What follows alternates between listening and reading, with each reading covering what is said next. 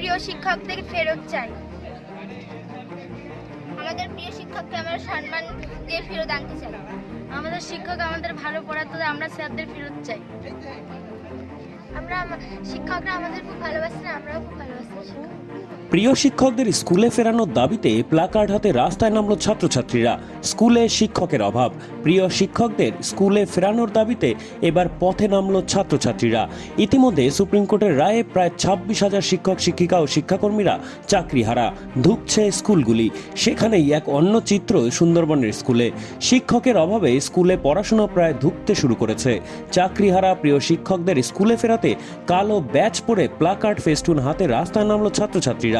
ঘটনাটি উত্তর 24 পরগনা জেলার বসিরহাট মহকুমার সুন্দরবন এলাকার হিঙ্গলগঞ্জের ভান্ডারখালী পূর্ণচন্দ্র পাবলিক ইনস্টিটিউশনের ঘটনা। প্রিয় 3 শিক্ষককে স্কুলে ফেরাতে রীতিমতো হাতে লিখে স্লোগান ফেস্টুন নিয়ে রাস্তায় ছাত্রছাত্রীরা নামল। সুপ্রিম কোর্টের রায়ে প্রায় 26,000 শিক্ষক চাকরিহারা। এর ফলে জেলায় জেলায় স্কুলগুলিতে পঠন পাঠন বন্ধ হওয়ার মুখে, কোথাও ক্লাস বন্ধ, কোথাও পরীক্ষা বন্ধ হওয়ার মুখে। এরই মাঝে ছাত্রছাত্রীদের এই পদক্ষেপ এক প্রকার চোখে আঙুল দিয়ে দেখিয়ে দিচ্ছে শিক্ষা ব্যবস্থার বেহাল দশা। জানা গেছে আদালতের নির্দেশে স্কুলের 3 জন চাকরি হারিয়েছেন। এই শিক্ষকদের ফেরানোর দাবিতেই পথে নামল পড়ুয়ারা। আমরা আমাদের প্রিয় শিক্ষকদের ফেরত চাই। আমাদের প্রিয় শিক্ষককে আমরা সম্মান দিয়ে ফেরত আনতে চাই। আমাদের শিক্ষক আমাদের ভালো পড়াতো, আমরা স্যারদের ফেরত চাই। শিক্ষকরা আমাদের খুব ভালোবাসেন, আমরাও খুব ভালোবাসি শিক্ষক। আমরা তাদের আমাদের এই ছাত্রছাত্রীরা আজকের স্বতঃস্ফূর্তভাবে তারা একটা দাবি জানাচ্ছে, কারণ তাদের মনে হয়েছে যে 3 জন শিক্ষককে তারা বেশ কিছুদিন স্কুলে দেখতে পাচ্ছে না।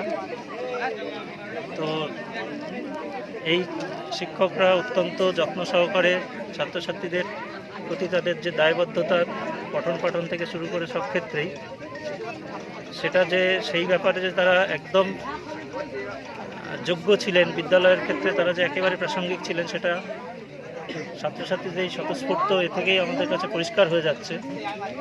তো সেই শিক্ষকদের আজকের জীবনের একটা দুর্বিষহ সময় এসে উপস্থিত হয়েছে।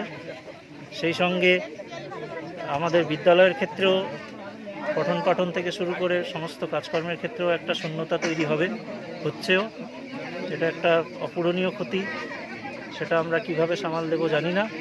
তবে আমরা সবাই চাই, ছাত্রছাত্রীদের মতো আমরাও সবাই চাই যে আমাদের সেই যোগ্য সহকর্মীরা তারা আবার তাদের ভালো সময় আসুক, তারা তাদের নিজেদের যে সম্মান গৌরব সেটা পুনরুদ্ধার হোক এবং তাদের সম্মানের জায়গায় মহিমায় ফিরে আসুক। বিদ্যালয় আরও এগিয়ে যাক, ছাত্রছাত্রীরা আরও এগিয়ে যাক।